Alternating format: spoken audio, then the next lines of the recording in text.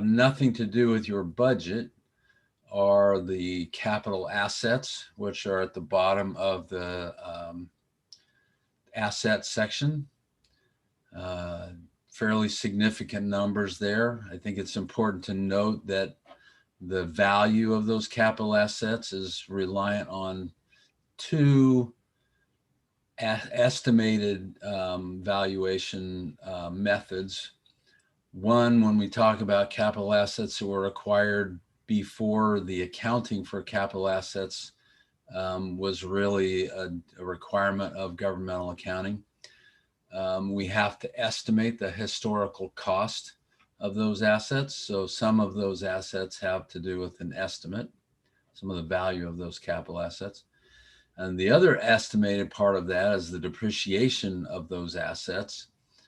Depreciation is, if nothing, an estimate of the use of the expense or cost of those assets over a period of time, anywhere from typically 5 to 50 years, depending on the type of asset. Let's see. So there are some other estimates in here, some fairly significant liabilities, particularly the net pension liability down at the bottom of the liabilities section, $764,000 in the governmental activities. That's a pretty good size estimate as well, a number that we get from PERS.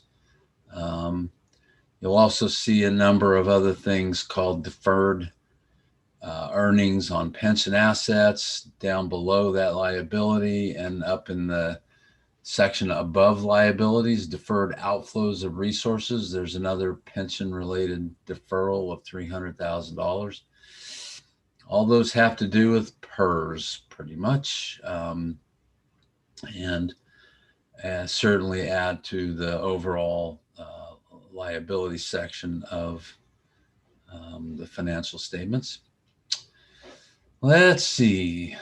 I wish I could ask if there were any questions, but since I can't hear you, I'm not going to ask that question.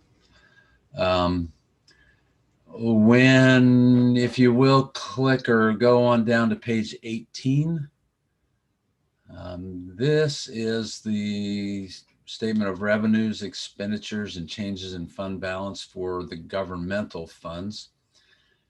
And you have your general fund and street fund are identified as major funds there. And then the urban renewal agency fund, something we call a component unit. You guys, I think, understand the concept of that for sure. So what you're going to see here is a change in the governmental fund of $604,000. That's a pretty substantial decrease.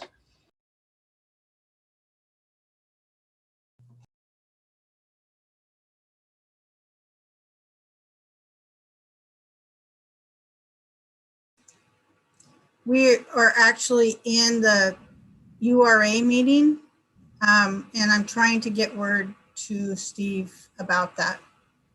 So Tim is also, and we can go by phone. He can call in. I have a number that he can call into the Zoom line. We've emailed him. Tim has texted him. I don't know what else we can do.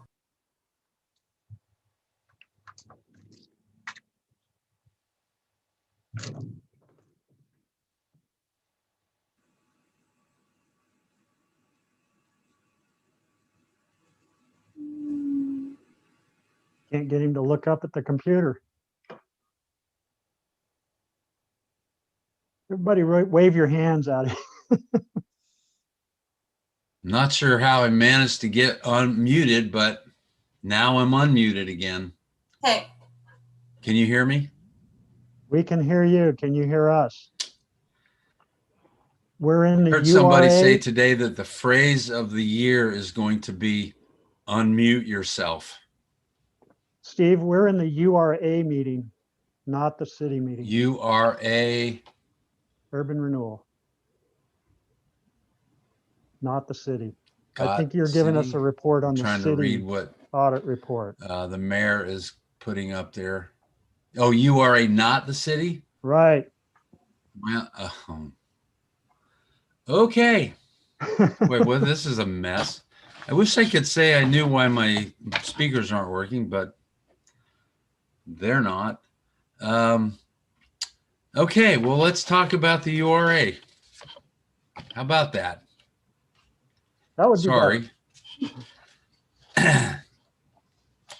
The URA is a very different animal than the city, obviously. Not a whole lot of activity in there except for collecting taxes and turning most of those taxes over to, I don't remember if it's the water or sewer fund now that I'm having to think about that.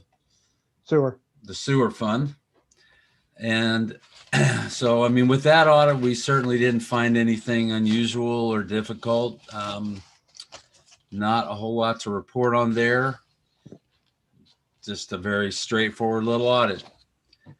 And now that I've got that taken care of, I don't know. Tim, are you trying to call my phone? No. Tim is I trying to don't know call my who he's phone. talking to. Do Oh, any my counselors goodness. have any questions at this time?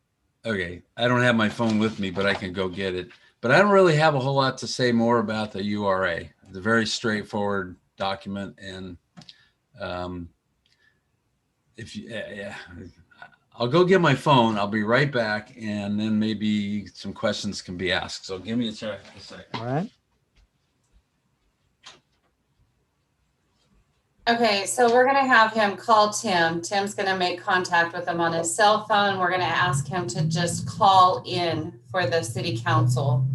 So if council is comfortable with the URA presentation that was presented, what we'll need is a motion from the directors approving the audit as presented. Oh man, what's going on with this? I don't know. I move to accept the audit as presented. We have a I will motion- second that. Motion from Counselor Fox and a second from, well, oh, wait a minute. From Director Fox and a second from Director Bell to accept the annual financial report through June 30th of 2020 as presented. All those in favor, please wave your hand in front of the camera. Any opposed? Any abstentions? We have one abstention. Counselor Lehman, would you like to explain? Just as very poor presentation, I can't vote yes or no on it. Did you read the materials?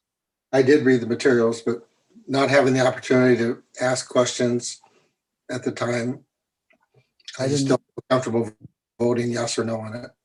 I did call for questions and I didn't see anybody ask for any. And then, of course, Steve left, but are there questions that you want to answer?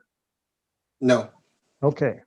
So we have 5-4 and one abstention from Counselor Lehman. It passes. Ann, you want to give a financial update? We did that. So Tim did that before Okay. at the beginning of the meeting. So Okay. I can answer any questions you have. And if you have questions about the audit, I can answer those as well. So. I don't mean to interrupt, but I think he's going to be calling in any minute. I got him the numbers. Any questions from directors? If so, I'm going to adjourn this meeting of the Urban Renewal Agency for Coburg at 7:06 p.m.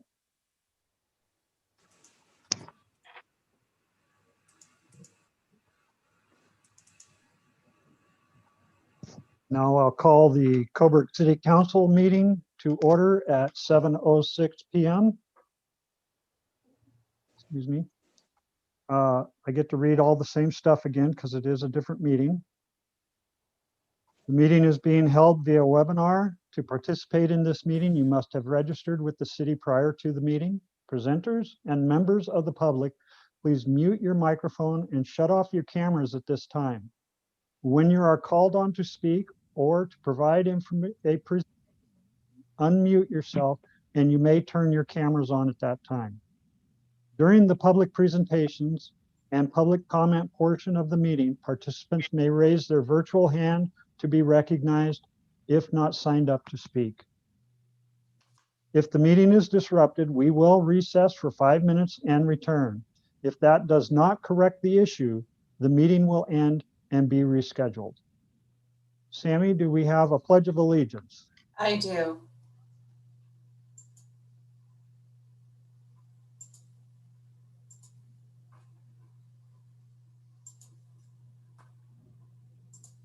I pledge allegiance to the flag of the United States of America and to the republic for which it stands, one nation, under God, indivisible, with liberty and justice for all.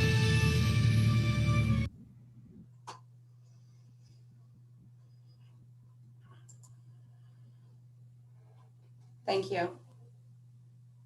Thank you, Sammy. A roll call, please. Mayor Smith, Here. President Bell, is Counselor Alexander, Counselor Blaine, Counselor Fox, Counselor Lehman, and Counselor McConnell. All are present. We have a quorum. Thank you, Sammy. Give me a second while I try and find my council packet here.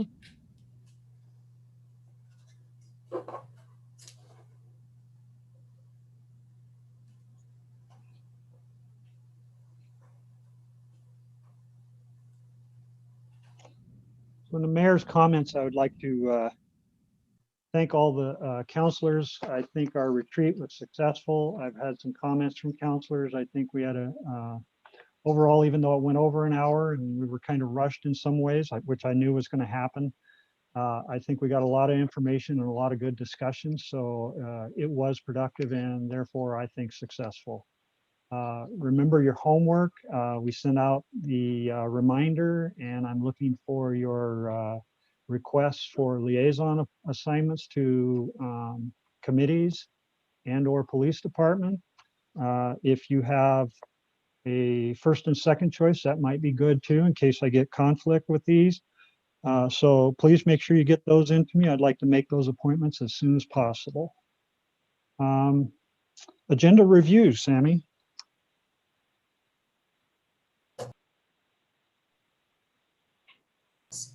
Great. There will be no written financial report presented tonight. It's a pretty heavy finance meeting, so you'll have a report from finance next month. Also, under the consent agenda, there are no minutes you'll notice for approval this month. Those minutes will be coming back in January, or January minutes will come back in March, January, and February. Okay.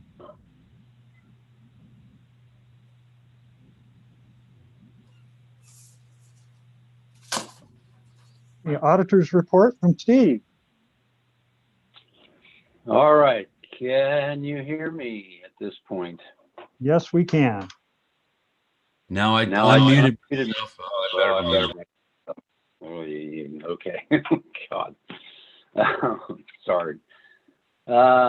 Technologically challenged, obviously. So let's see. Now I'm doing the city, correct? Yes, you are. That's correct. Yes. Okay, good. Let me get my information up here.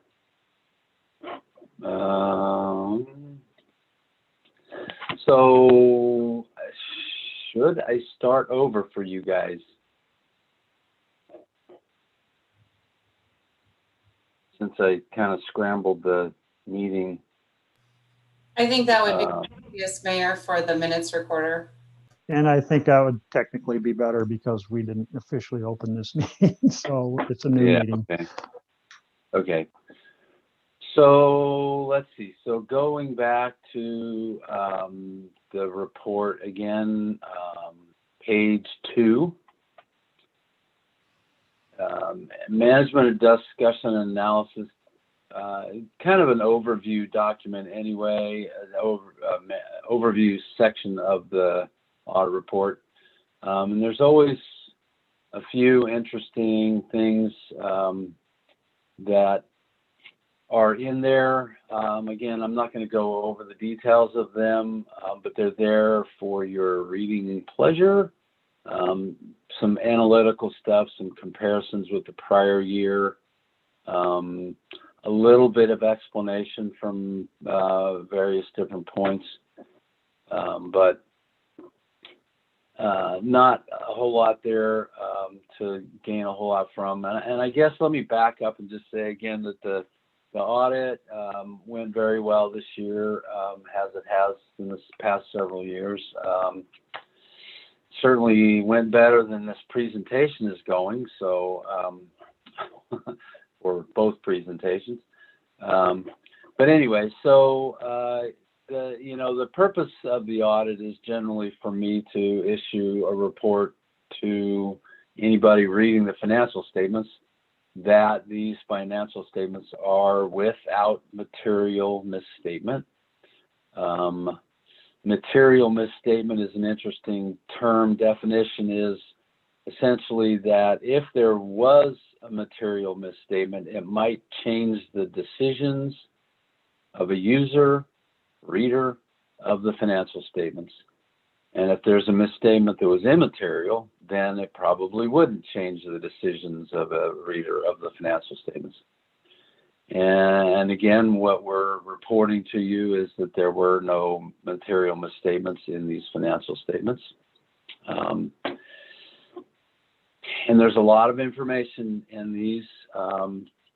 So clicking or going forward to page 14, the statement of net position. This is what we call a government-wide financial statement, just the 2 columns along with the total, one for governmental activities, your general fund, street fund, and the URA essentially, and then the other business type activities as your water and sewer funds.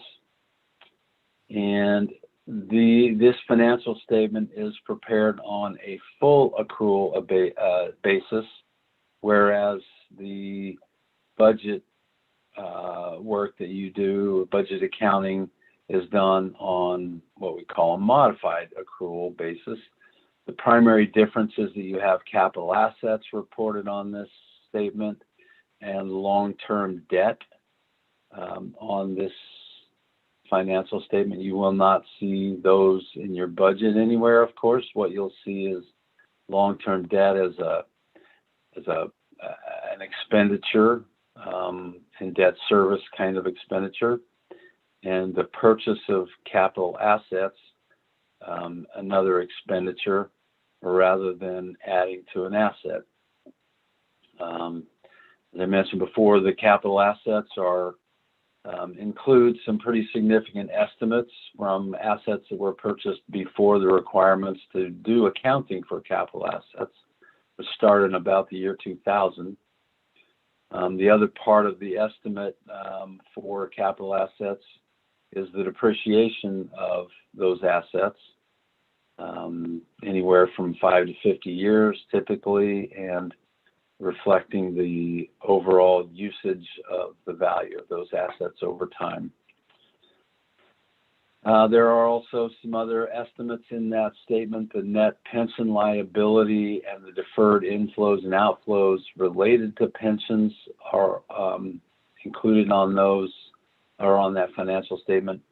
And those are numbers that are basically calculated by an actuary paid by PERS. Now I can ask, are there any questions about any of that so far? Counselor Alexander? There we go. I was curious on the program expenses, what culture and recreation stands for. What is that for? Culture and recreation, I believe that has to do with your parks and other social programs, but mostly the parks. And you must be looking at the statement of activities on page 15. So, yeah.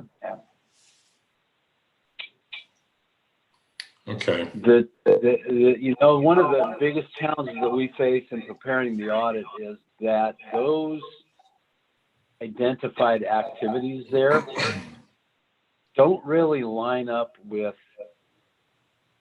your budgetary accounting necessarily. And even more challenging is that revenues, those charges for services and operating grants, don't necessarily line up with any expenditures either necessarily. But they do, we do have to assign them somewhere to line up in those general activity descriptions. So it presents a little bit of a challenge in financial reporting, and the lovely people at the Governmental Accounting Standards Board, when they decided to start requiring this form of presentation, didn't help a whole lot in how it was that we get to try and determine where those all of the budgetary type expenses should end up, because we're grouping various things together, but kind of common sense rules on most of that. So One more question. Uh-huh. How can we tell how many expenses are under that number for culture or in recreation? I was trying to find it. Is there a breakdown? Oh, like a detail of the expenditures? I'm just thinking back to what we've done as far as recreation and parks this year, obviously, or last year. And I'm just trying to see some kind of a detail. Yeah, these financial statements are not exactly full of detail. That is for sure. We've summarized things in a lot of ways that makes it very difficult to pick out detail. The best that I could say that you might want to do, and it's very summary there too, is on the budgetary schedule of the general fund on page 57. And really all it says there is a couple of lines, one for park expenditures, and another for park capital. A lot of money was spent on items that got capitalized. So what you see on page 57 between the park and park capital is about $450,000 of expenditure. What you end up seeing on the statement of activities is about half of that, and that's because about half of it got capitalized. Identifiable improvements in the parks is what that was about. And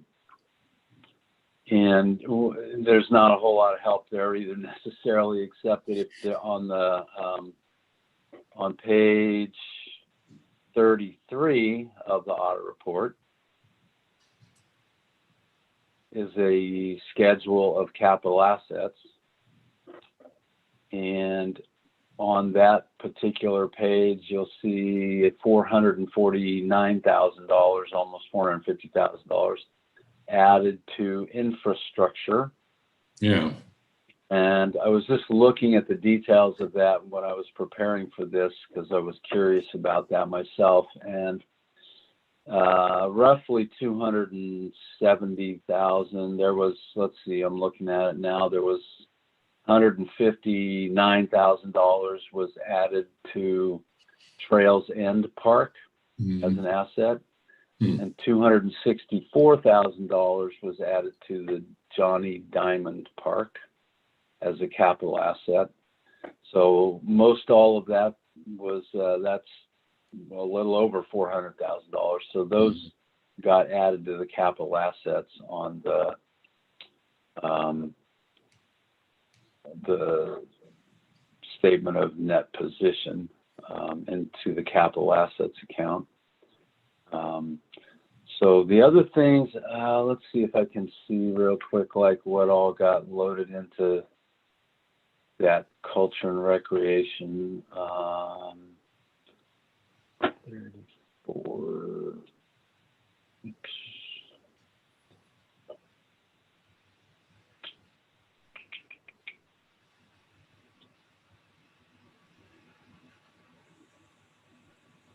Kind of go around in circles here looking at the formulas that make up those. I'm looking at the detail right now.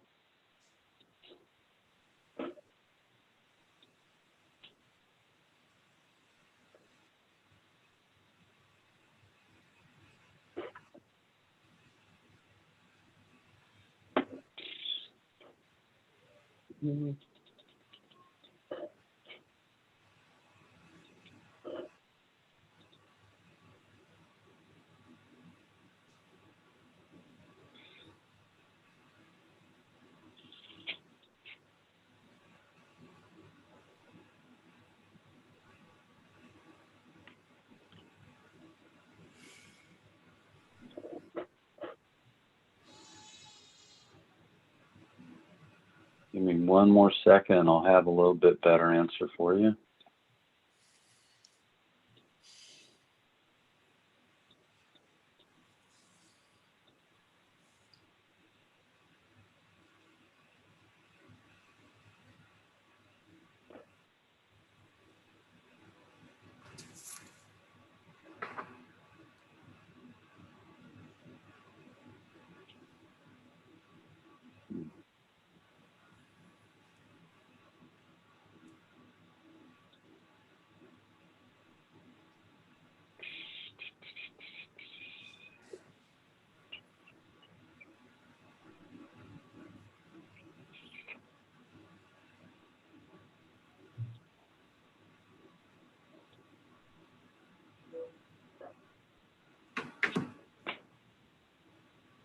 Oh gosh, you know, maybe rather than try and dig around too much while we're meeting here, if you want, we can get you a better detail of that kind of stuff. But for now, create more work, but it'd be great. Yeah, I would love to answer your question for you. I just don't know that I want to get spun around too much. The complexity of these financial statements is a little bit crazy at times, and going from the general ledger detail to the financial statements is kind of acrobatic sometimes in terms of the formulas and the way things got to spin out. So, but I would be happy to give you some better detail on that. Work with Tim and we'll get you an answer to that. Okay, thank you. That satisfies your questions? That's fine. Okay, good. Councilor Fox. All right, any other questions? Yes, were there any accompanying management letter or suggestions for improvements or concerns? No, the management letter that you do get is pretty much of a boilerplate one that covers all of the regular things that we're required to communicate.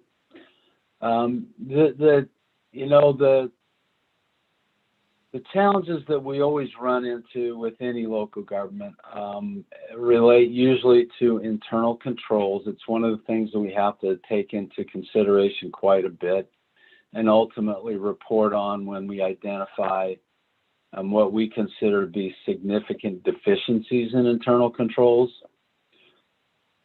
This year was particularly challenging because of all of the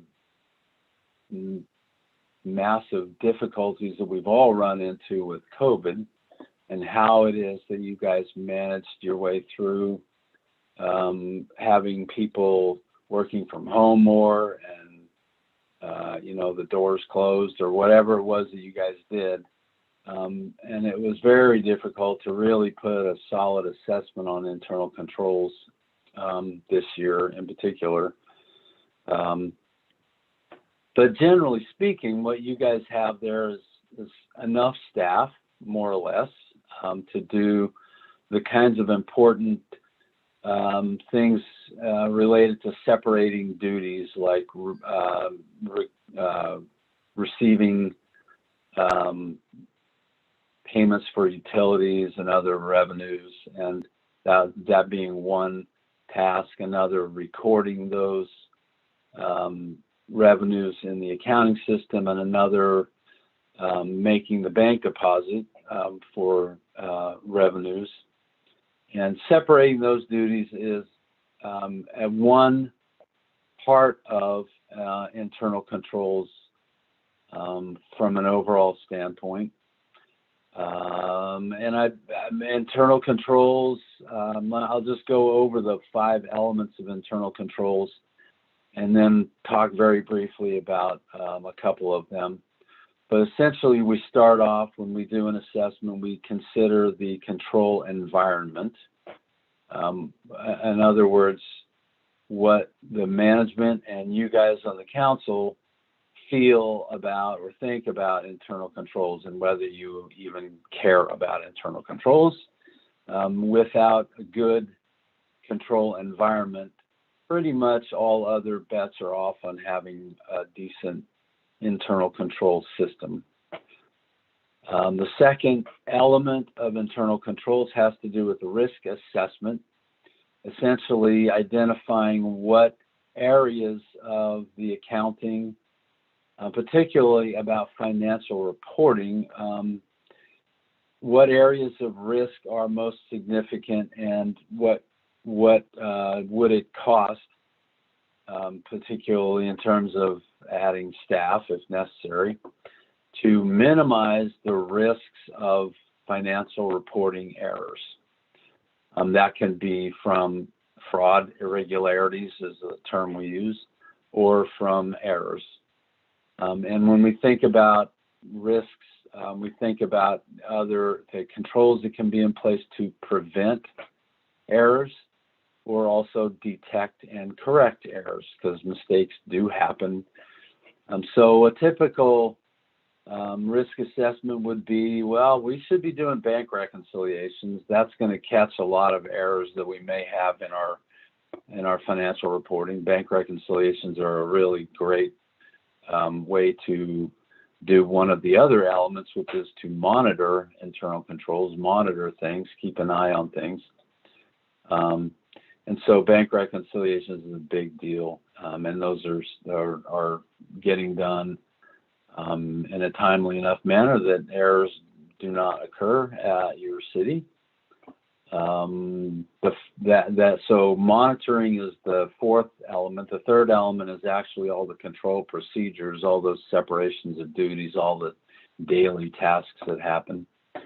Monitoring, keeping an eye on whether things are working or not, and working if the procedures are supposed to be happening are happening.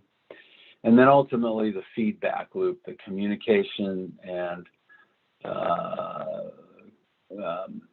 feedback of what is working, what is not working, and reassessing things from time to time. All of that is a rather challenging thing to accomplish for small local governments.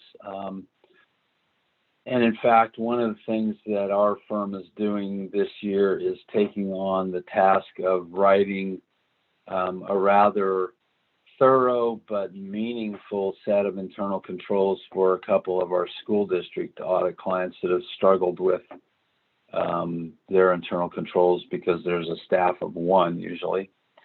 But it is a really important area to think about. And if you guys ever want to have a meeting or a work session or something to go over the details or more of the specifics about internal controls for the city, I would be more than happy to make that happen, or work with the staff to get a presentation done for that. But for now, my assessment of the city's internal controls is that there are no material weaknesses or significant deficiencies. And that's a big thing, relatively speaking. Long answer for what might be a fairly an innocent question, I guess, but Anyway, does that help with answering your question? Yes, yeah. I had a sense of all that. I just was wondering if there are any suggestions. So globally, you answered the question. Okay, great. Any other questions?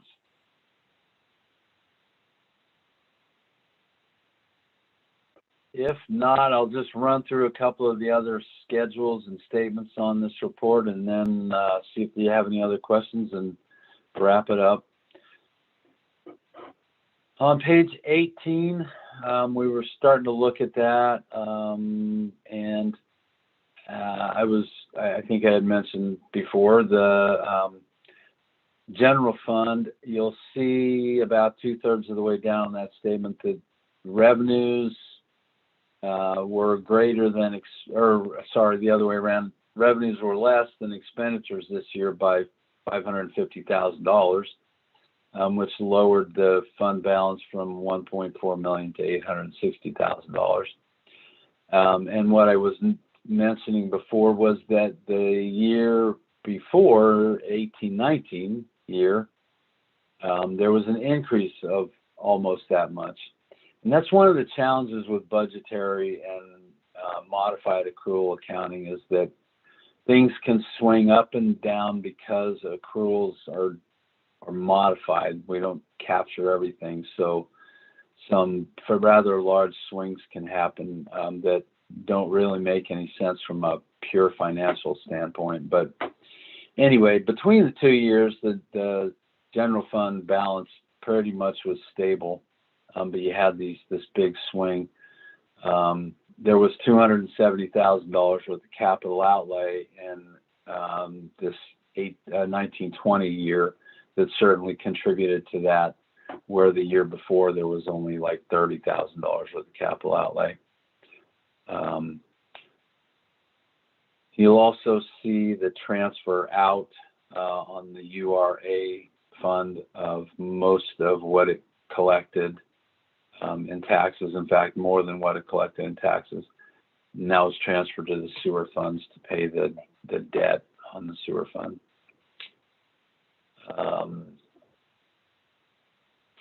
Any questions on that statement at all?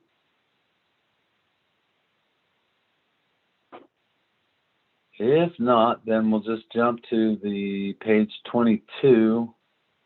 Kind of an interesting statement. It's the third of the proprietary fund statements. It's interesting, the terminology that we're required to use. On the statement of net position, the statement of activities, we call these funds business type funds. On this statement, we have to call them proprietary funds, and then you'll see down in the body of this thing, they're actually end up being called enterprise funds. I love GASB for how they add complexity just by using different words for the same thing. But those are all required terms that we have to use. Enterprise funds is basically a budgetary term, and the proprietary funds would, if there were any, include other types of funds that might be related to business activities, or most often something called an internal service fund, a fund that basically bought and sold supplies to all the other funds. So, but anyway, so what you see here is a statement of cash flows that if you ever wanted to know how or why the cash for any of these activities went up or down, this is basically a description of how that cash was used. So you'll see in the sewer fund, most interestingly, I think, under the cash flows from non-capital financing activities, that $480,000 is showing up there as money coming in. And then you drop down to the next section and you'll see all of the debt payments going back out, far more than what came in from the URA fund. So the sewer fund has fairly large amount of debt, and it's using a lot of cash to pay that down. Any questions about that statement? Or anything else? I'm going to jump to the last thing I wanted to bring to your attention, which is about debt, the long-term debt schedule that is on page 36 of the audit report. And we break this up by governmental long-term debt. The ending balance from a mortgage loan with the bank is now down to $570,000, or was it June 30th anyway? And the business type debt, the amounts that mostly are owed by the sewer fund, but you see all those various different loans, still $15.5 million, but there was $718,000 of principal paid last year. So chipping away at it pretty good.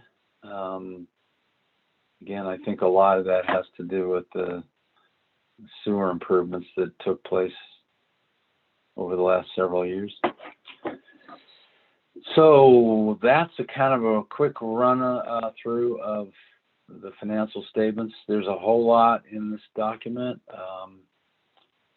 Is there any parts of it that you would like me to discuss in greater detail, or any other questions?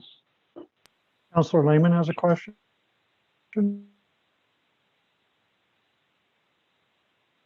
You're muted.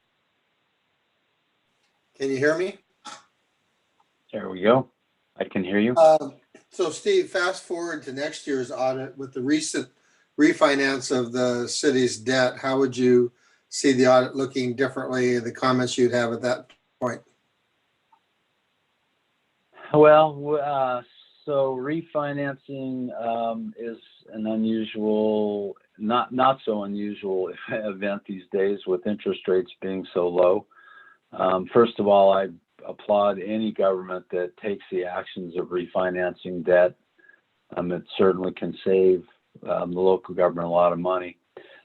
What you'll see, it depends on what the type of repayment is. Some we call refunding, where like with the USDA bonds here, they may not be bonds that could technically be paid off. And so when you refinance bonds like that, you issue what are called refunding bonds. The proceeds from selling those bonds sit in a separate account and pay back the bonds as quickly as they are allowed to be paid back. I'm not sure if that's the case with those just off the top of my head, but usually USDA bonds are something you can pay off anytime. But so what you'll see from a budgetary standpoint is that you can have a bunch of loan proceeds coming in and a bunch of loan payments going out. From a financial statement standpoint, the full accrual financing or the full accrual financial statements, it won't show that much of a change. But again, if you have if there's some refunding accounts that have to be established, those are by GASB standards, governmental accounting standards. The money that sits in those refunding accounts is not required to be presented, so that it doesn't get too confusing for the readers about what those accounts might be. And it doesn't, then you don't end up doubling up on the amount of debt that would otherwise show up. So, but it can be a little complicated. And usually when there's refunding, or not refunding, but refinancing, there's a fair amount of legal fees and lending, all the different fees that end up having to be paid. Did you guys sell bonds, or did you get a note from bank, or how did that go?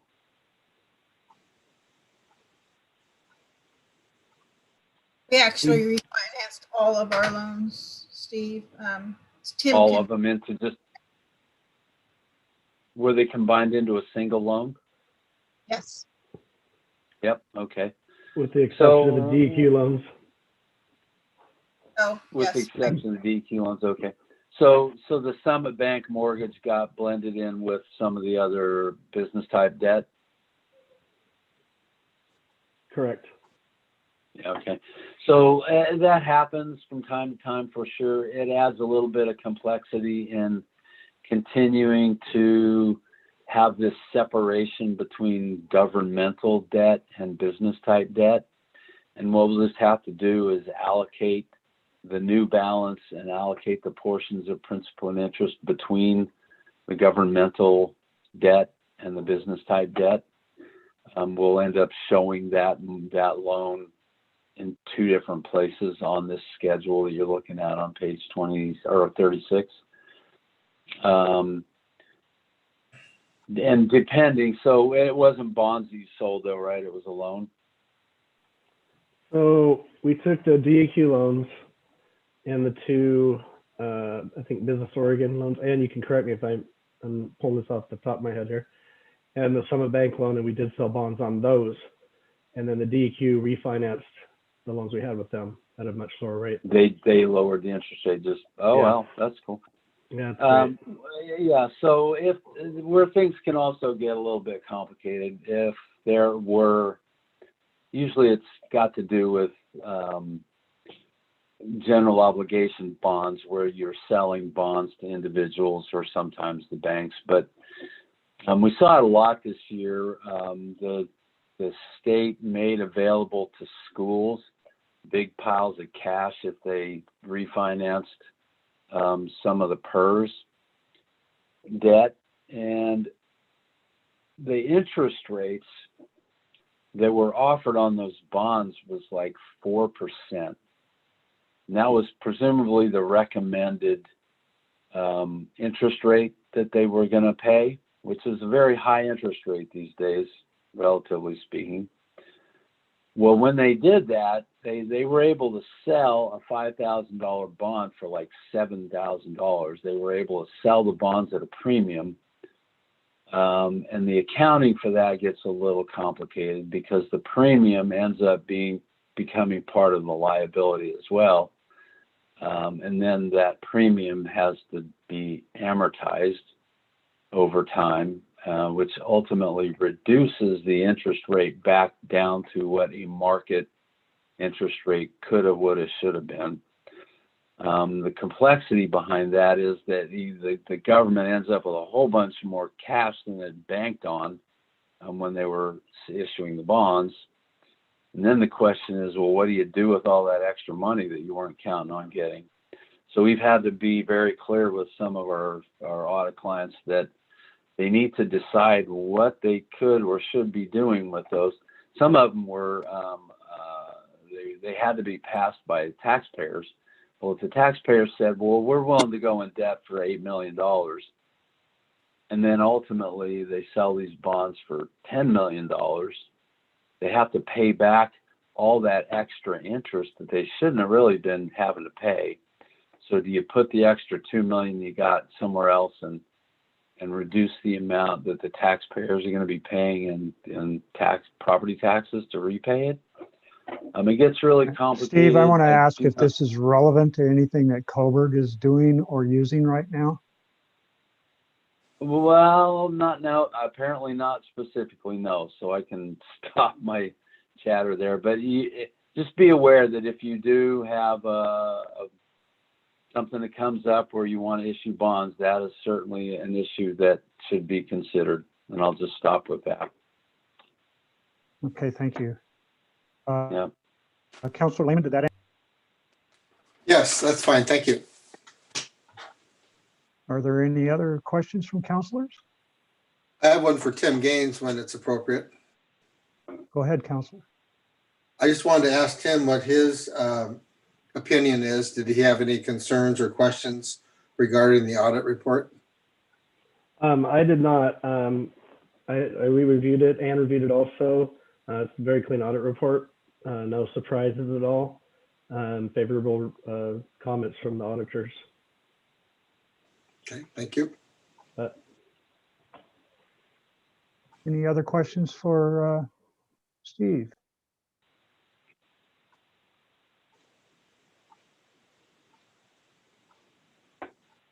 Ann or Tim, any final comments? I have none. Oh, I don't, thank you, Steve. Yeah, thanks a lot. All right, you guys. Thank you very much. Thank you for the opportunity to be the auditor, and thank you for all of you counselors and mayor for your service to the community. Thank you, Steve. Appreciate your report. All right, take care.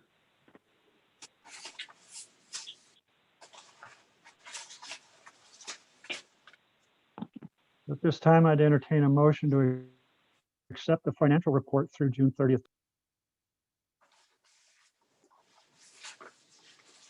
I move to accept the financial report as presented for June 30th, 2020. Second.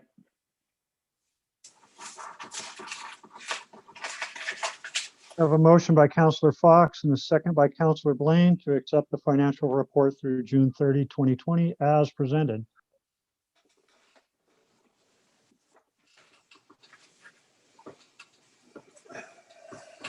Ray, you are muted.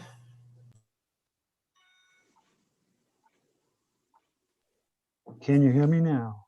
Okay. There's a motion by Councilor Fox and a second by Councilor Blaine to accept the annual financial report through June 30th, 2020 as presented. All those in favor, please raise your hand in front of the camera. Any opposed? Any abstentions? And it passes unanimously. Mayor, can I just say one thing? Absolutely. If counselors want to see the detail of 2020 that matches this audit, when we put out the budget, we show the past years and we'll always show the actuals and they will be detailed. So you'll be receiving that at budget time. But if you'd like that prior to, we're happy to provide you the detail of 2020 so that you can try to match it with the audit. But I'm going to tell you, it's very difficult because the way that the auditors are required to report is just, it makes it very difficult for a layman to read the report. So, but we're happy to provide that for you, but certainly it will be provided for you at budget time. One of the things I'd like to say is in my experience, we've had Steve Tersher and his company reporting for us since 2015. And I got to say the previous audit, when you asked questions, you really didn't get much of an answer. So I appreciate Steve trying to answer our questions and being very thorough. He can be quite thorough, as we see. So I appreciate it, because before we didn't get answers. As a matter of fact, it was horrible.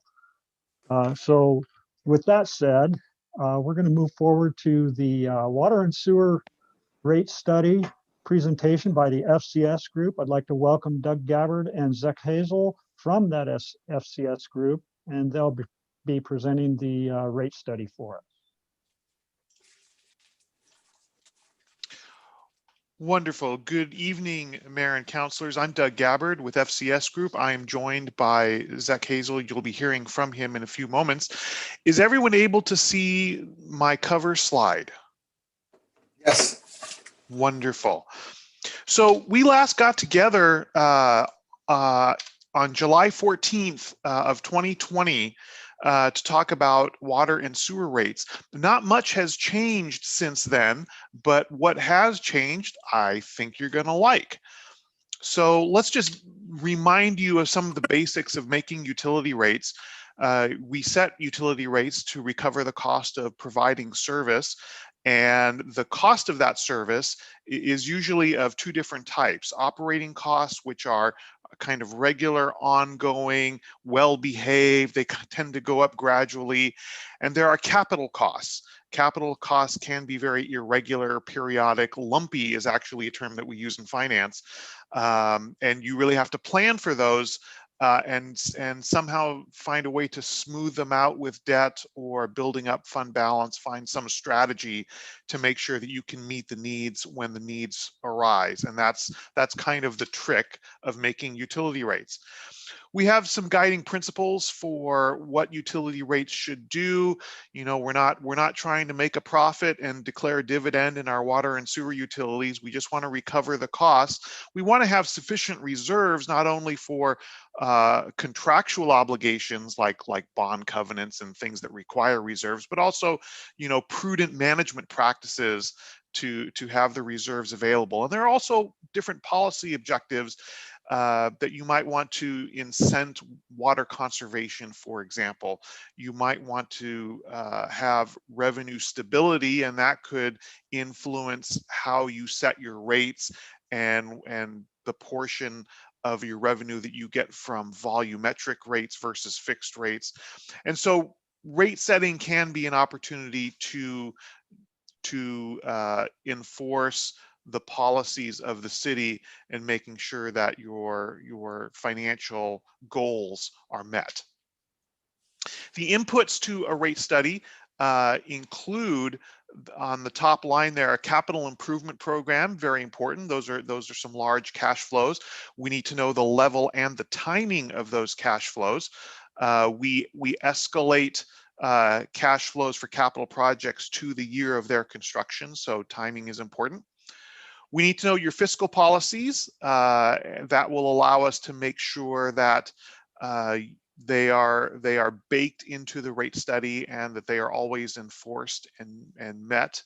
And then important is an operating budget. Operating budget tends to be pretty well behaved, and we make sure that that is escalated over time as well. Off to the left side, you see SDCs. They come into play because they are an important source of revenue that can be used for capital and can mitigate the amount of rate revenue that you need for capital. And so we have to make an estimate for how much SDC revenue that you will get, and that will tend to mitigate the amount of rate money that is needed for capital. And we throw all that into a bucket, and that becomes your revenue requirement, which is the amount of dollars in a particular year that you need to raise from your utility rates. And in a revenue requirement study such as this one, that is typically expressed in the output as a program of recommended rate adjustments, which, not to steal anyone's thunder, but in your case is a whole bunch of very round numbers.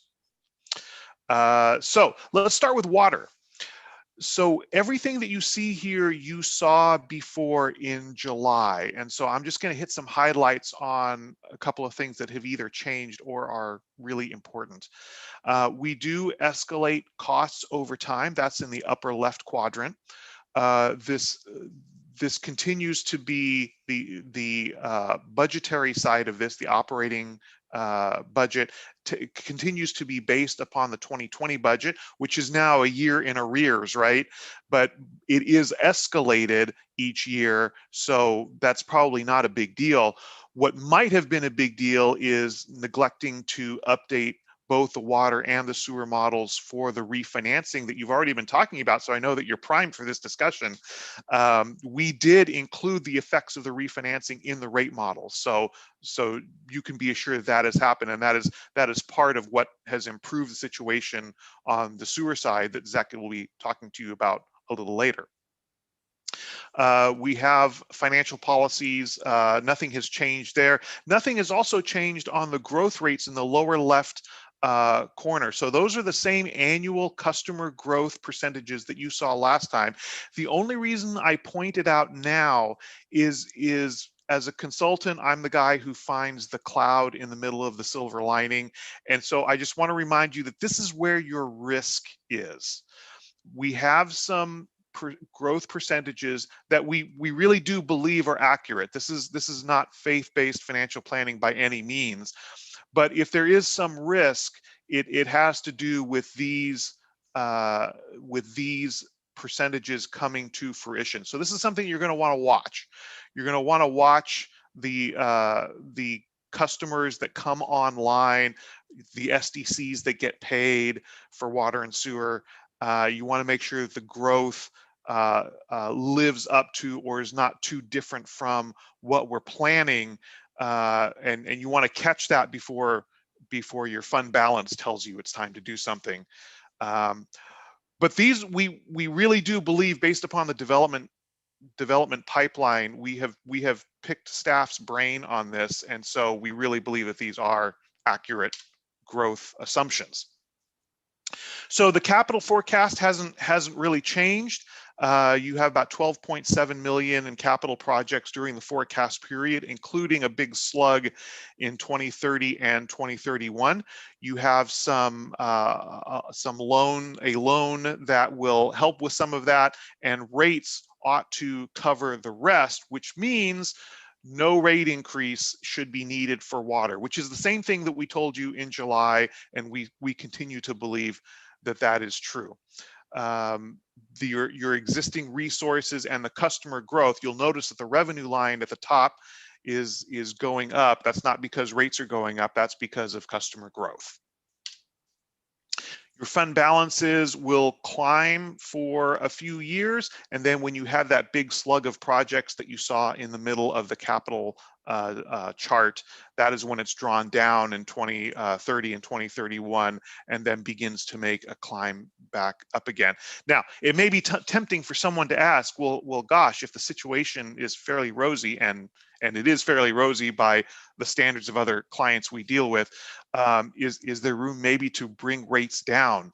As rate consultants, we are loath to ever recommend reducing rates, and in this case, the fund balances, especially at the pinch points of the early years and then later in 2031, those fund balances probably are not high enough to justify a reduction in rates, especially when you're relying on pretty aggressive growth assumptions.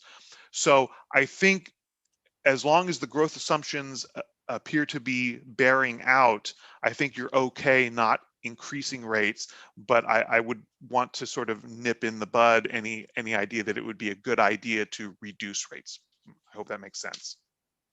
So what you see here is a whole bunch of numbers being repeated for a whole bunch of years. This is your rate schedule. We include it for thoroughness, but it probably looks a little bit silly because 0% rate increases are being recommended. And so between your fixed and your tiers, your tiered volume charges, there are no changes being recommended. So what that brings us to the comparison, you'll continue to be at the top of the list. Sorry about that, but I do know for a fact that Cottage Grove is currently reviewing their water and sewer rates. Guess how I know that? And there is, I'm sure this has been pointed out before, but there is a common relationship between the size of the utility and the rates that have to be charged. Larger system, larger customer base where fixed costs can be spread out. That probably doesn't make it much easier or fun, but just remember the no rate increases part. That is the water side. The sewer utility side, I'm going to invite Mr. Zach Hazel to take it away. Zach, do you want me to go ahead and continue to run the slides?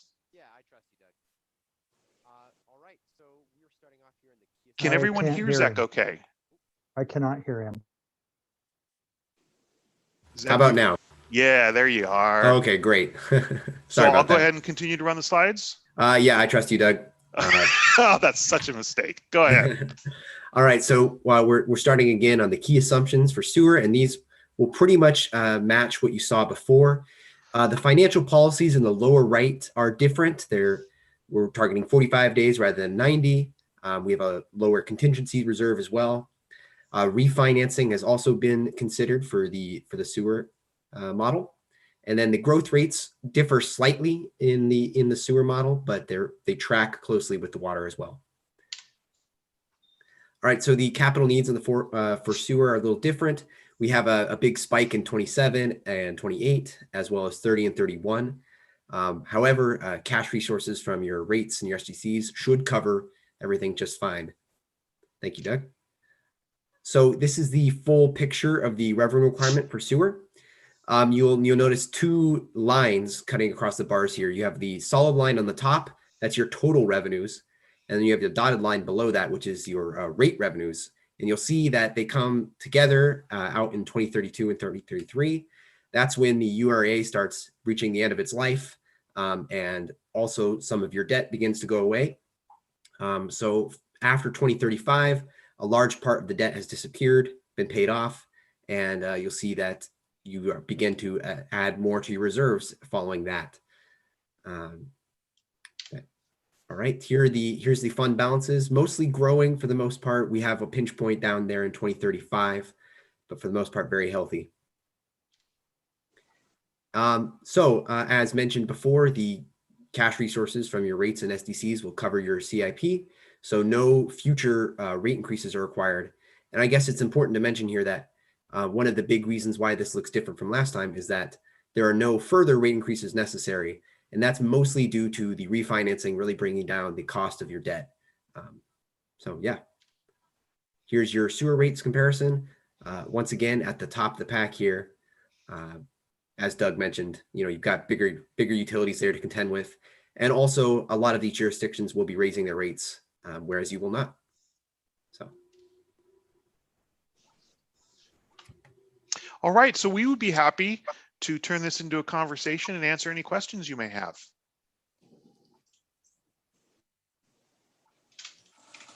Councilor Lehman. You're muted. Can you hear me now? Are there any communities that have a sewer rate larger or higher than Coburg? Like any in the state of Oregon? Yes. I don't know that off the top of my head. So we tried to give you relevant comparables. So I don't know if you are absolutely at the top of the heap. Count Box. I'm going to assume you said me. I'm just curious with the growth build out in your algorithm, did that take into account the development that was going to go forward and that has since been paused and now is in reconsideration for a reduction in build out? I'm gonna use a lifeline and see if staff wants to comment on that. I have not heard of any recent changes that would be relevant to the growth assumptions.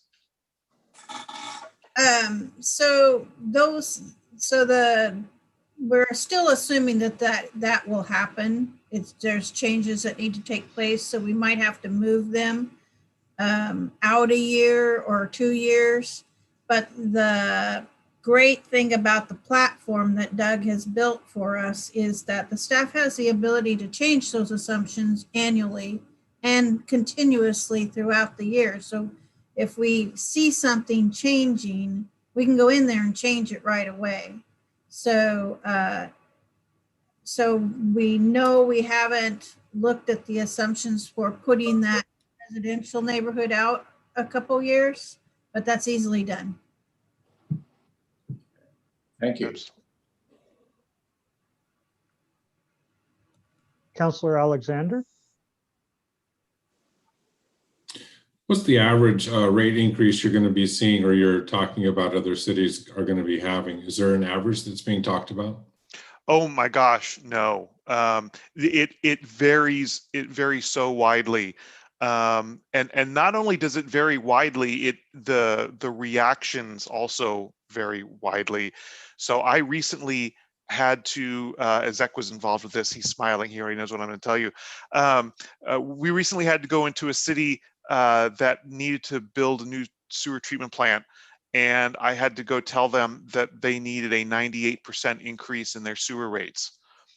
And I was, afraid of getting out of there alive. And when I gave them the bad news, they said, yeah, we knew it was going to be something like that.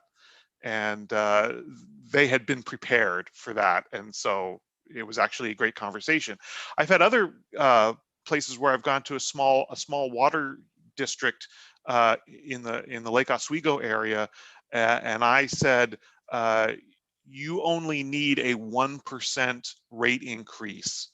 And I expected to be hailed as a hero, and they gave me so much grief. Do we really need to raise rates? And so no, there is no standards. It's typically about what is the big capital project that you have to do, and how quickly do you have to do it. And if you don't have one, you're probably not going to need to raise rates soon. Right. Okay. Thank you.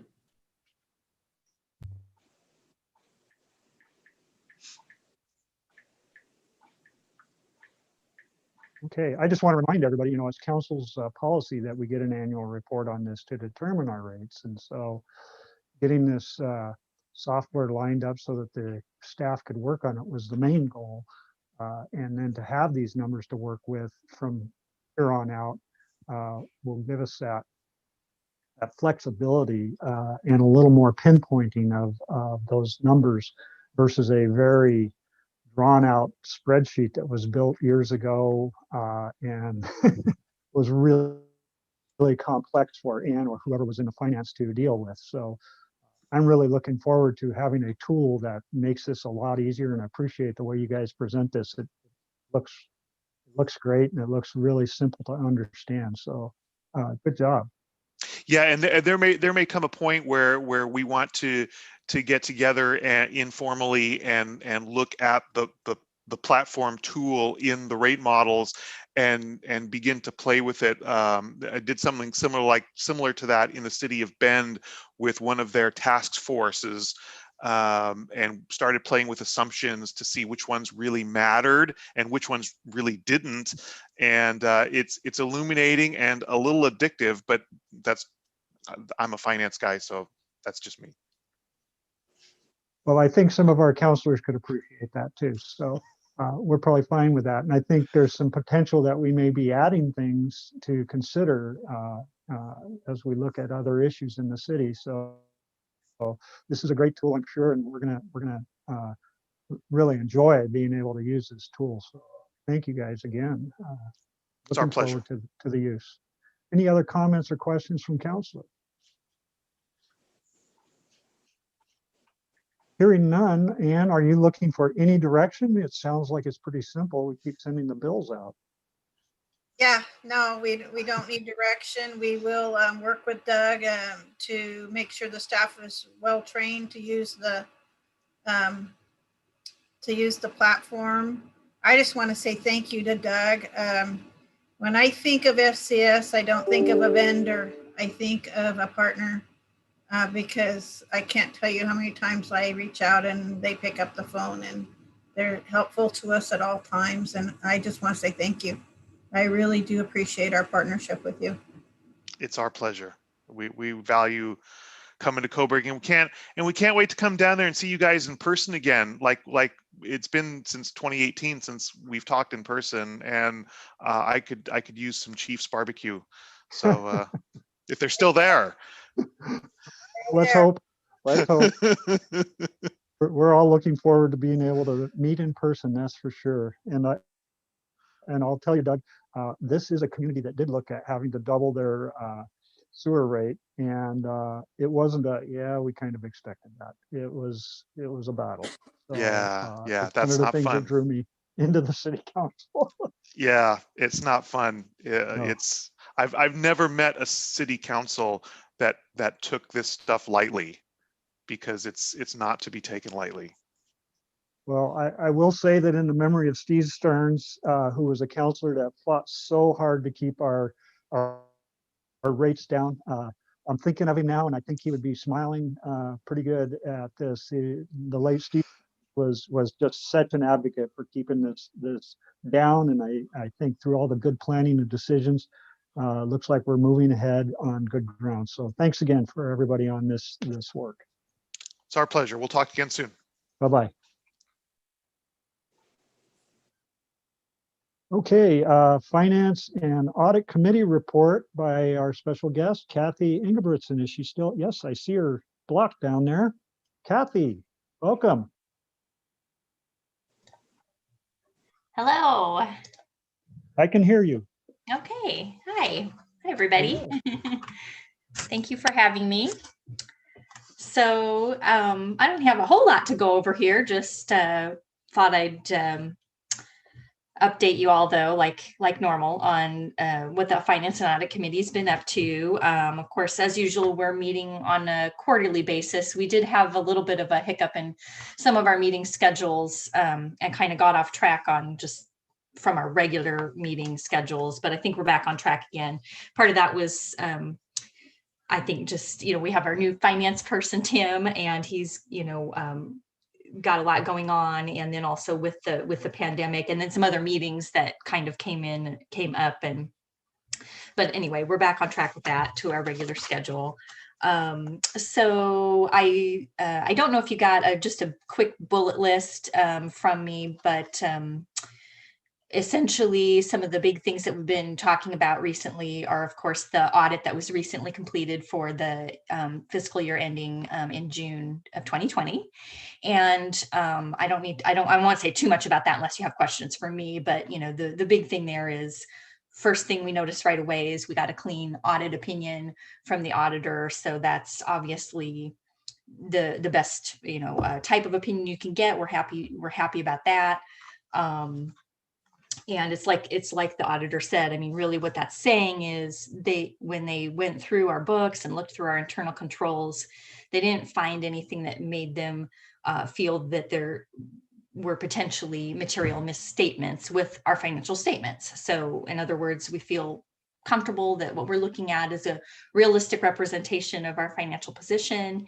And it's just great to, kind of get to a place where the internal controls that we have with the city and that the staff are doing are meeting the expectations of the auditors. And so they're not, there were a few years, many years back there where we continued with the old auditors, continued to have, comments show up in the audit letter that talked about some of our internal controls not being necessarily adequate or being maybe not best practice.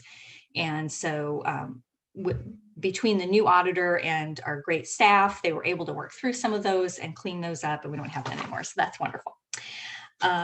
So then as far as the current year goes, the revenues so far have been on track despite the pandemic. So I think everybody was a little nervous, obviously, with the pandemic going on, not sure how that was going to turn out.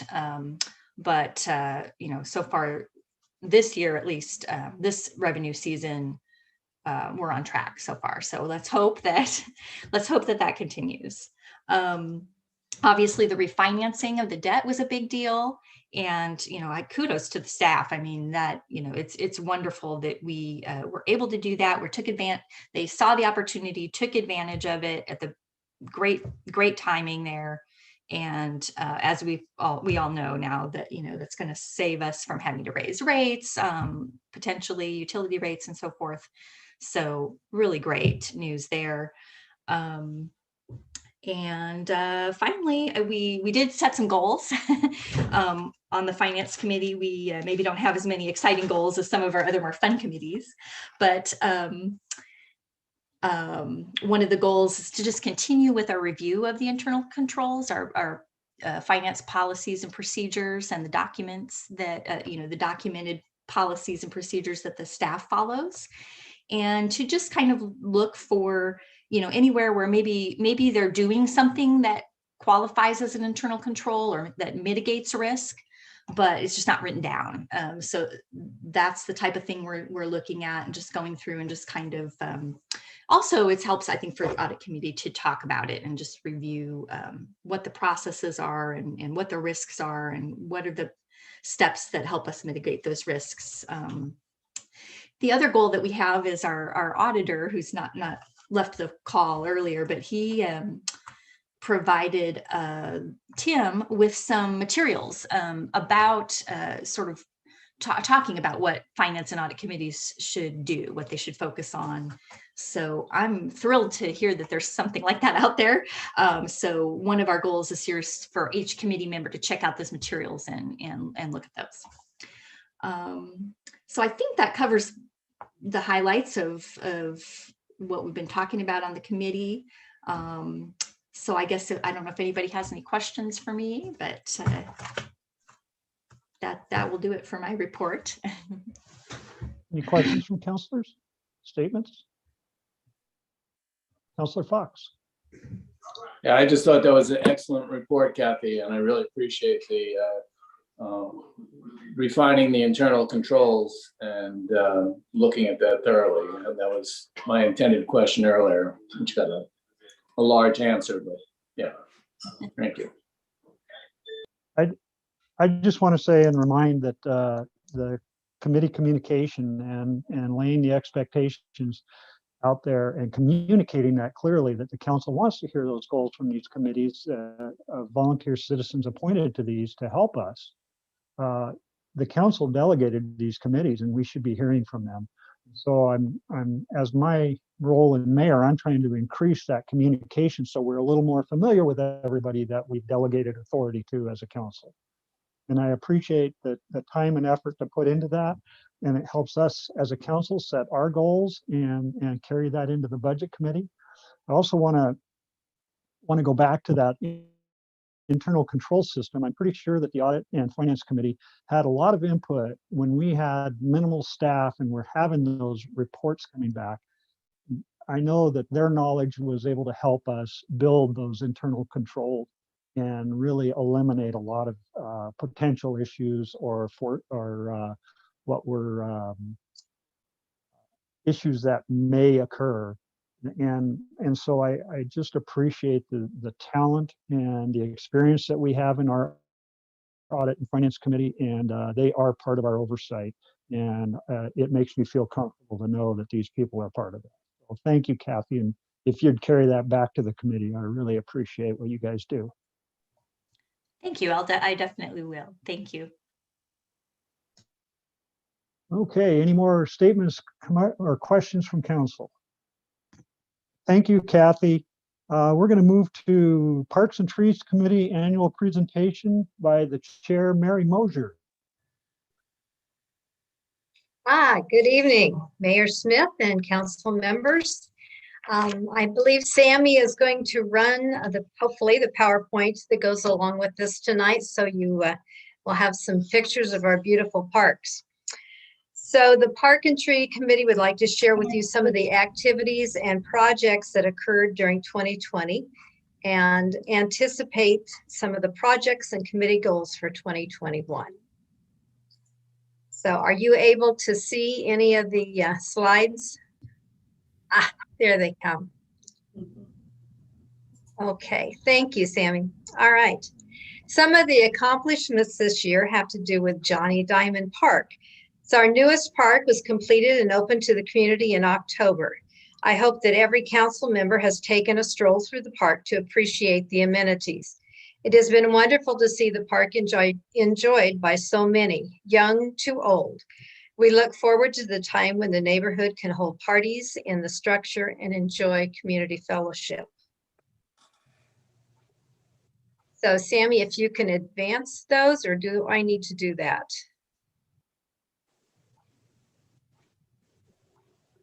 An additional improvement planned is a historical sign about Johnny Diamond and his contribution to the founding of Coburg.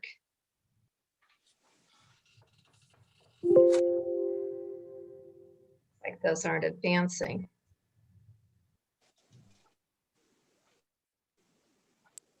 Maybe having a little trouble with the PowerPoint. So just a second, and I will start sharing the screen. I didn't realize you were going to start like that. So you do, just let's start real quick here. Okay. Share screen. We've got them in our packets too. Okay, then I think I'll just go ahead and proceed. Sammy, I'm on slide 4. So Trails in Park, using grant money, new interpretive signs were installed along the pathway at Trails Inn, describing the types of wetland wildlife that might be seen there. Other improvements included a picnic area, new benches, and an improved trail into the area. The new parking area invites those traveling by vehicle to get out and explore the wetlands. And that also includes a handicapped spot. Interest in establishing a monarch butterfly habitat in Trails Inn led to the exploration of the area for established milkweed and areas for additional plantings. The committee plans to develop ideas for future viewing areas if grant money becomes available. More interpretive signs and historic information would be a nice addition. So improvements to Jacobs Forest Park included 3 new shade trees and an expanded bed around the sign. Hydrangeas were moved, sod was removed for a buffer zone around the trees and then filled with bark. The laurel hedge was weeded, with our mayor spending considerable time pulling out blackberry vines by the root. Next year, decorative grasses and perennials would be added to the bed around the sign. Improvements to the parking area.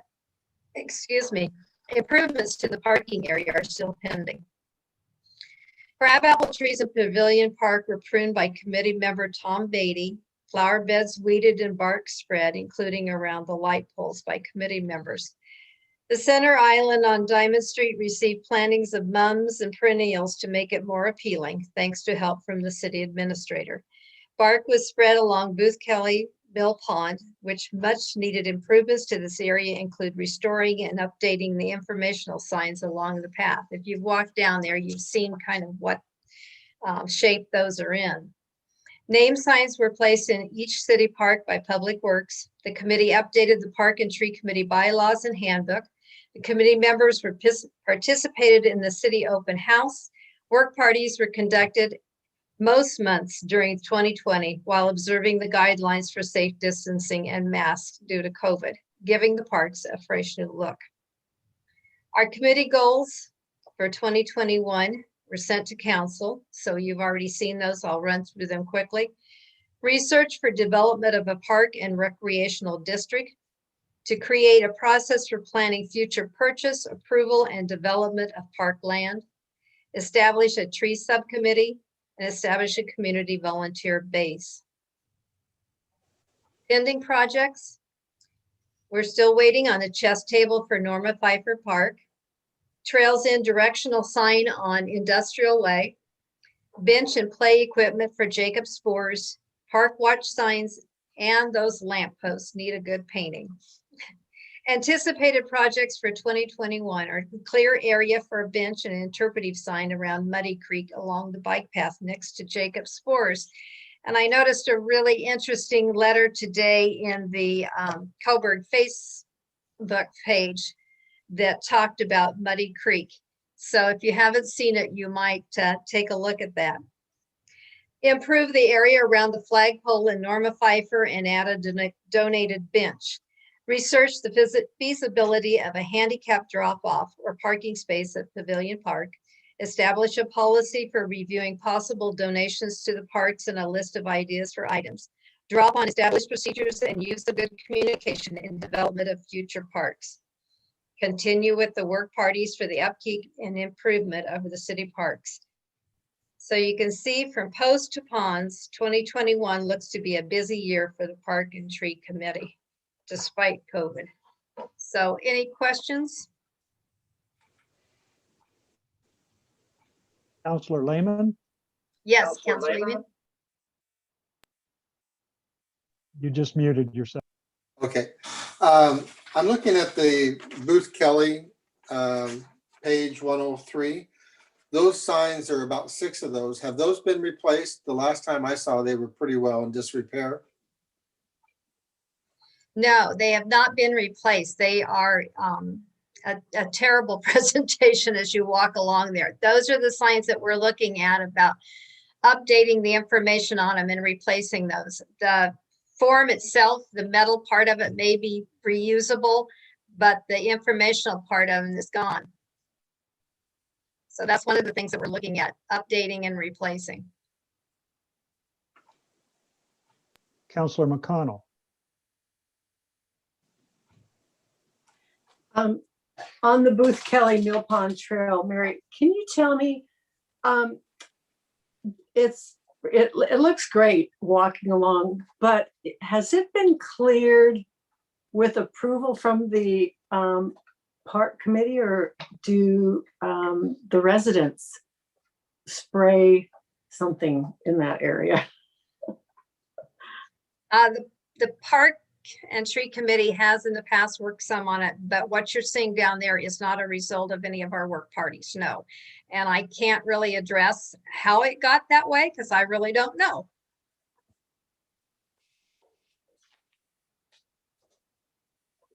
Is that something that we should be concerned about on one of our parks, that there could be chemicals that are being used that would be detrimental to pets and children? I'm not sure quite how to address that. I do know some of the vegetation that was removed along there was done by kids that were biking. I mean, they literally dug it out and did it themselves, creating dikes that they could bike on. So in visiting with some of those kids that were there, they were just looking for good, clean fun, or in this case, dirt fun. And so one of the things that we as a committee will look at is trying to address that type of need for this age group of kids, that they need a place that's safe, that they can go bike. And so one of the things that we as a committee have talked about is, if when the next land becomes available for a park, is this an area that we should look at to see if it can be used for dirt bikes? So that would, take kids out of an area where they're using it opposed to what it was designed for, and to get them off of private property.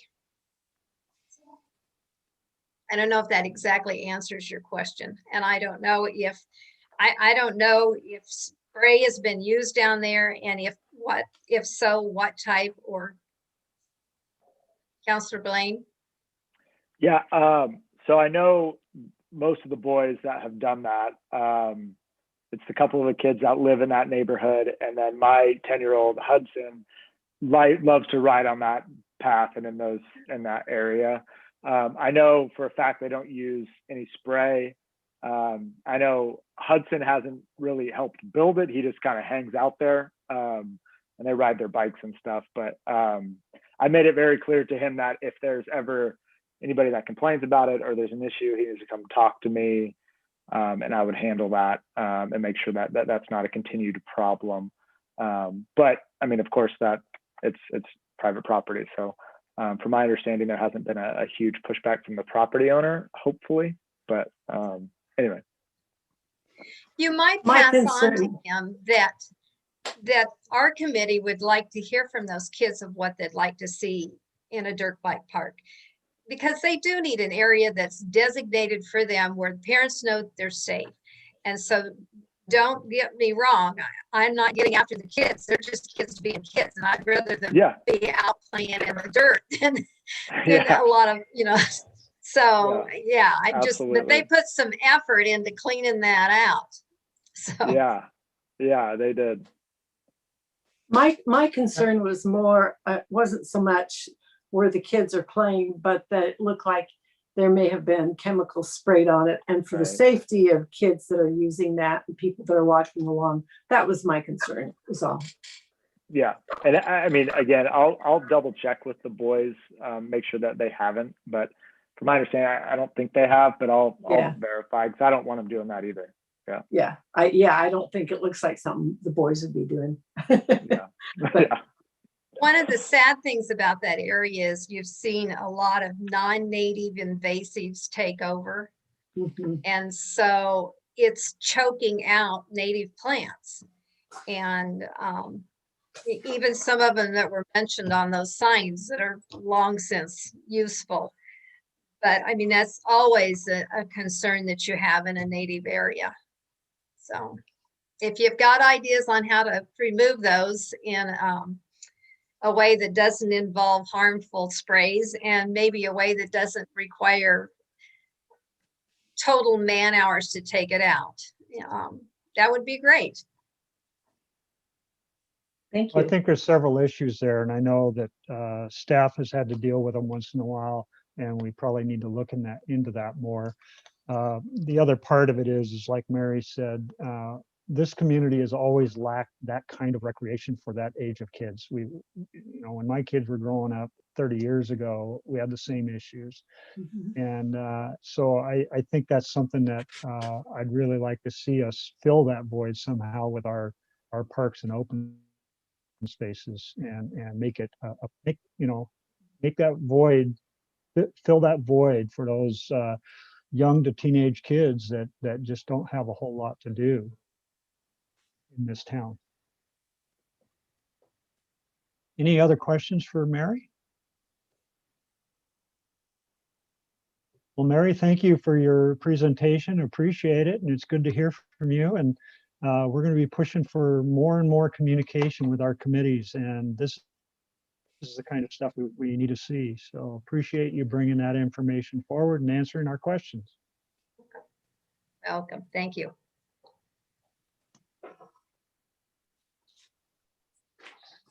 Okay.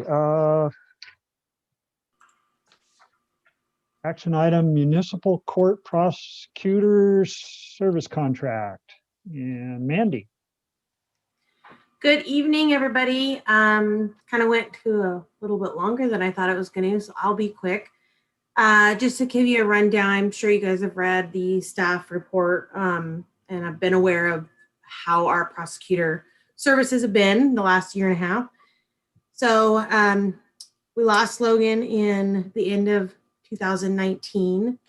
We had Matt Cox come in and help us in December of 2019. We brought on Jesse London in January of 2020 as our interim. We went out in July of 2020 to try and bring in what we consider a permanent prosecutor in an informal selection process, or an informal solicitation. We had Jesse as well as one other that participated in that process. Even though with the informal solicitation, it's not required that we have a certain amount, Ann and I both discussed it, as well as Chief and our judge, that we felt that we at least wanted 3 or more applicants to make a really solid decision on our formal prosecutor.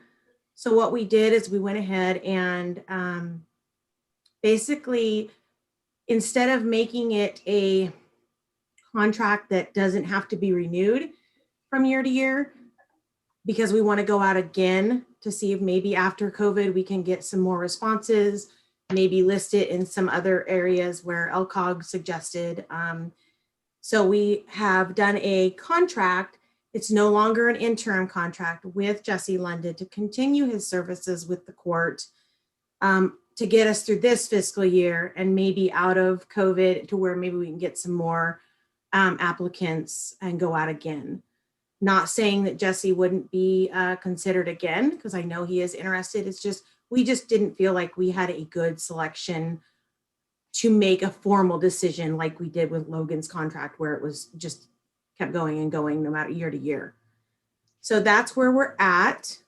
So before you is the contract with Mr. London. Basically, he is honoring the same contract that David Logan had at the time. So nothing's changing as far as the budget.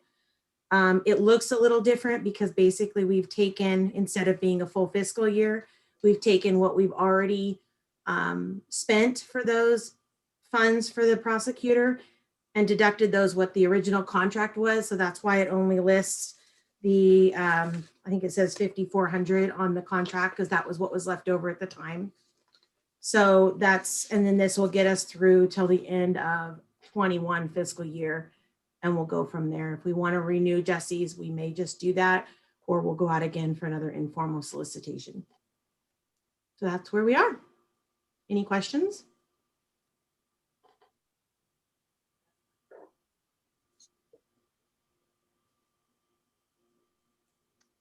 Hearing no questions, I'll entertain a motion.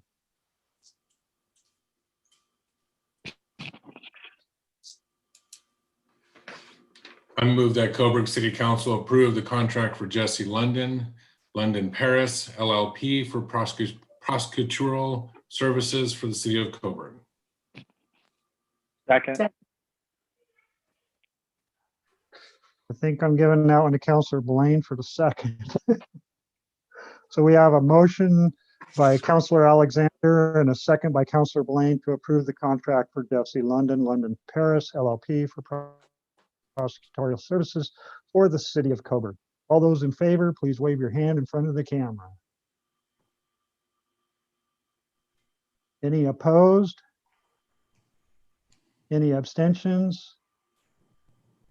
And it passes unanimously. Thank you, Mandy. Thank you, everyone. Have a good night. Good night. I'm going to warn everybody I'm having problems with my Wi-Fi connection. And so if I disappear, I'll have to run downstairs and I should be back momentarily. Okay. Administrative information reports. We've got surveillance camera registration and mapping program, SCRAM. Chief Larson. Hi, everybody. Hi, Chief. Hello. I'm doing good. Hey, before you have a new program to the Coburg Police Department, the SCRAM program, which is surveillance, camera registration, and mapping.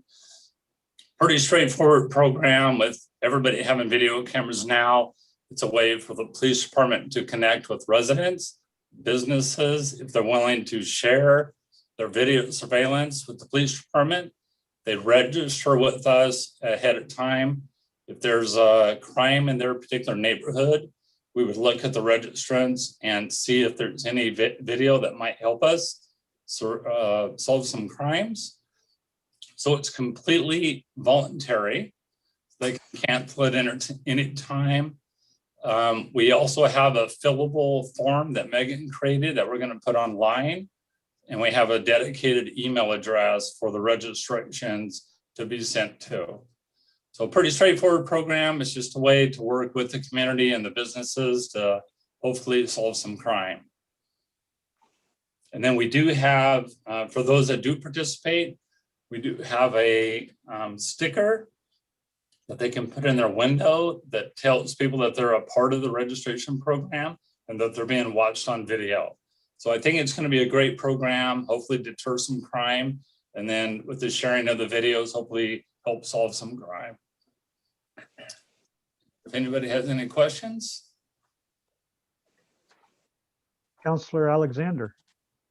As far as the video, it's not constantly streaming to the site, correct? It's only when you ask for the information. Correct. And it's only external cameras. We don't want anybody's internal cameras. It's only external. We would reach out to them to see if they have video. If they choose to share it, that's great. If they don't, then we're going to honor that. So it's completely voluntary at every level. Councillor McConnell. So how are you going to get this information out to the community? Will it be a newsletter or a special announcement of some sort? Yeah, I'm working with Megan. We're going to put a news or an article in the newsletter, and then I'm going to actually go to some of the businesses and deliver flyers. Excellent. Councillor Lehman. I support this program very much. I'm concerned that some people will see this as a big brother kind of effort, and I would just get out ahead of it by having some written standard operating procedures around it, and maybe frequently asked questions document that could be posted on the website. Yeah, we do have some in the packet that there's about 4 or 5 different frequently asked questions trying to address those issues. And then there are a couple of times it does state that it's completely voluntary. And I agree, we want to make sure that they feel comfortable with it if they want to participate. Yeah. And I would agree with that. I totally agree with the program. Sorry. Go ahead, Councillor Lehman. I thought you were done. Oh, I was just gonna say, those frequently asked questions would be posted on the website or Facebook. Oh, yeah, that's a good idea. Yeah, I'll add them to the police department website. So regarding Counselor Alexander's point, I think that needs to be a really strong point, that we're not connected or streaming or anything. We're just going to go ask them, and if they want to give it to us, then we'll get it. Correct. Any other questions from council? Well, I'm looking forward to what kind of response you get, and I think anything like this would be definitely a big help for trying to cut down the crime and help you guys in solving any of them. So move forward, go for it. All right. Thank you. Thank you, sir.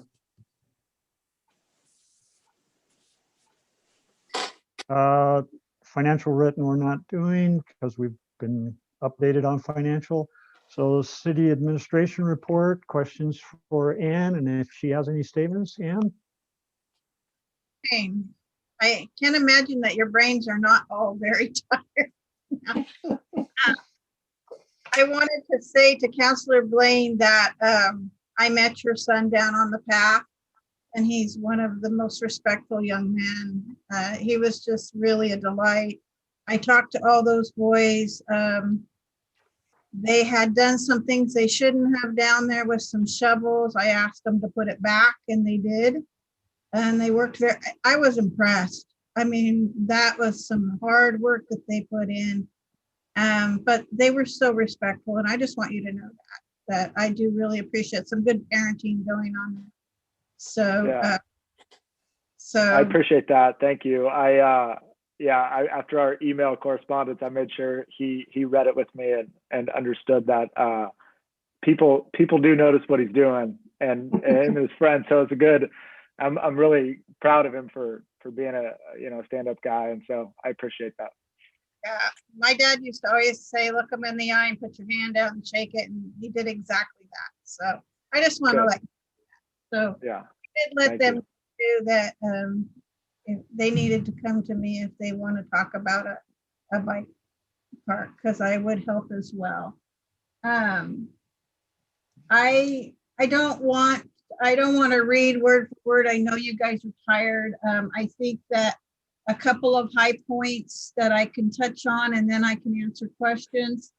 The city was able to turn in 2 grant applications for main streets it was a very quick turnaround, 2 week, in fact, from the time we got the information to when it was due. We were able to turn in an application for flower pots on Main Street and for the design of the bike kiosk. So covering the cost of the design so we can get more of the kiosk. We will hear the day after tomorrow if we received any of that funding. It's $250,000 that was thrown out to cities in Oregon to try to welcome the public in the summer of 2021.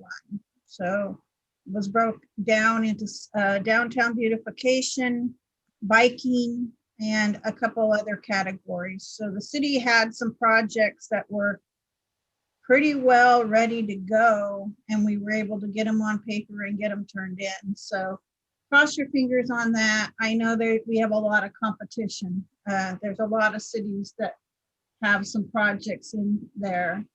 The state of Oregon, not the state of Oregon, Lane County is going to remain in extreme for at least another 2 weeks. That was disappointing today, which means that we'll just keep monitoring it. But we're hoping in 2 weeks that we can start backing off from some things, and maybe public meetings don't need to be by Zoom. We'll see when that happens. Our water project is on schedule. We're looking like we could be having some changes with the easements on the hill. And that has to do with the fact that when those easements were purchased from the city in 2007, the landscape was very different than it is now. And we have some substantial timber in the easement now, and we also have a creek that may or may have not have been there at the time. So we are looking at a different alternative on that.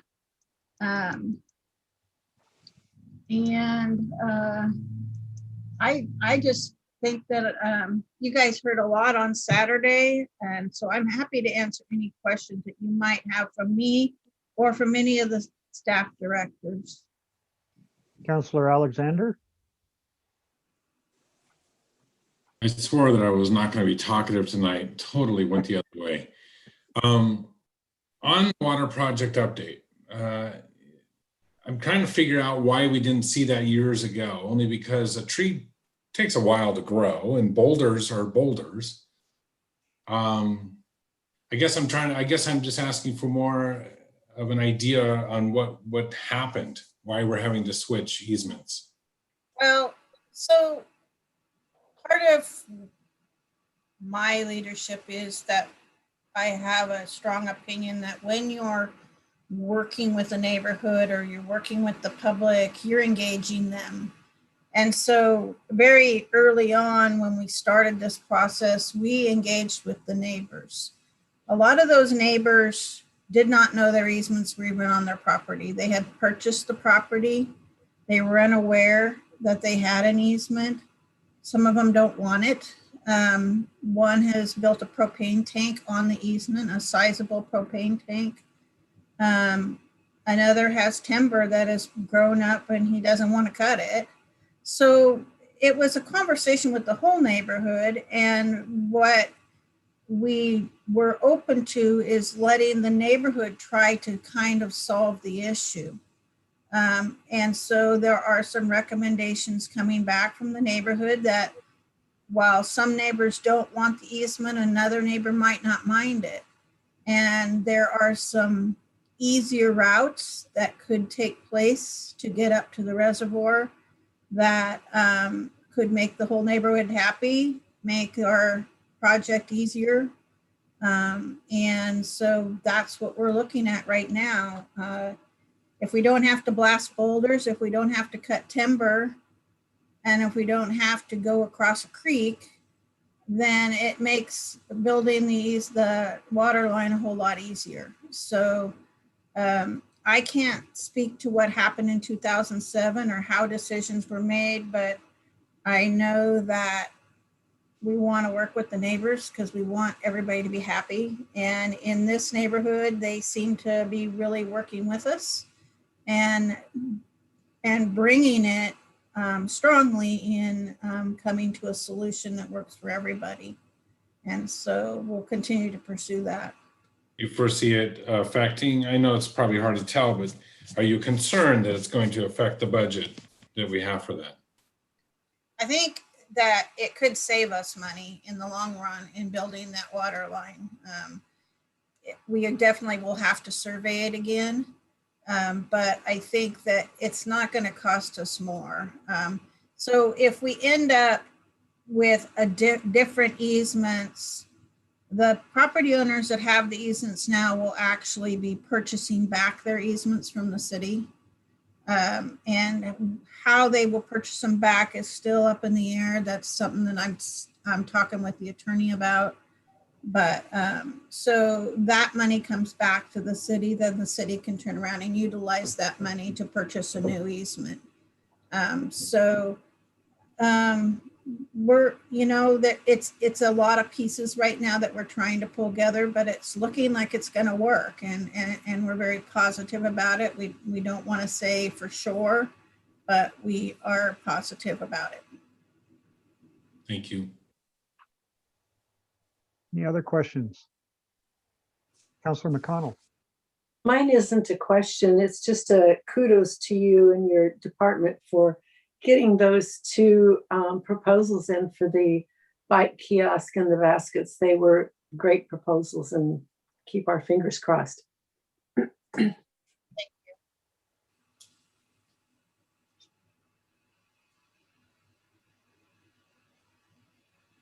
Other questions or comments from council?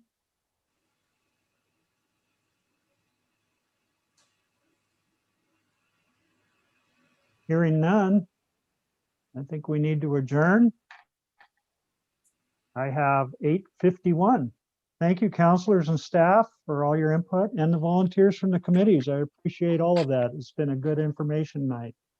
Good night, everybody. Good night. Night. Thank you. Take care.